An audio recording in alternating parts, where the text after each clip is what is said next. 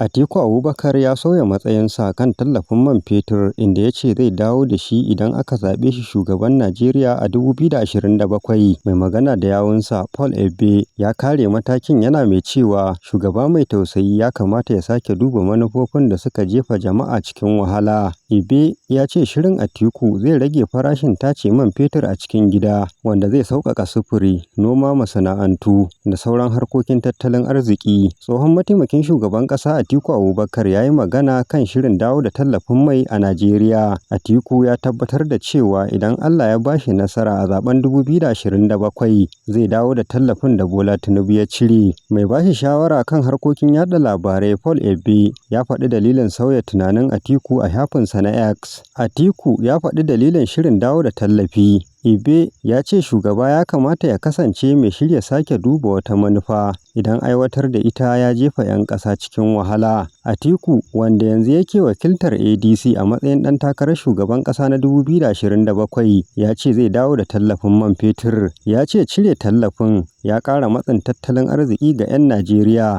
ba tare da isasshen tabbacin cewa an yi amfani da kuɗaɗen da aka samu ba. Ya kuma tambayi abin da ya faru da kuɗaɗen da gwamnati ta samu bayan cire tallafin, musamman ko an kashe su wajen inganta kiwon lafiya. Atiku ya amince cewa a baya ya goyi bayan cire tallafin man fetur, amma ya ce sakamakon manufar ya sa ya sake duba matsayinsa. Sabuwar matsayar Atiku ta jawo sabuwar takaddama da fadar shugaban ƙasa, wadda ta zarge shi da sauya matsayinsa saboda dalilan siyasa. Da yake mayar da martani, Egbe ya ce bai kamata a soki Atiku ba saboda ya sake tunanin matsayar da ya ɗauka a 2027 ba. Egbe ya amince cewa Atiku ya goyi bayan cire tallafin man fetur a yakin zaben 2023, amma ya ce sauya matsaya ba lallai ne ya zama munafurci ba. Ya ce abin da ya fi muhimmanci shine ko manufar ta inganta rayuwar talakawa da kuma ko kuɗaɗen da aka samu sun amfani jama'a yadda ya kamata. Egbe ya ce ya kamata a duba ko kuɗaɗen sun inganta sufuri, kiwon lafiya, ilimi, samar da ayyukan yi da kuma tallafin jin daɗin jama'a.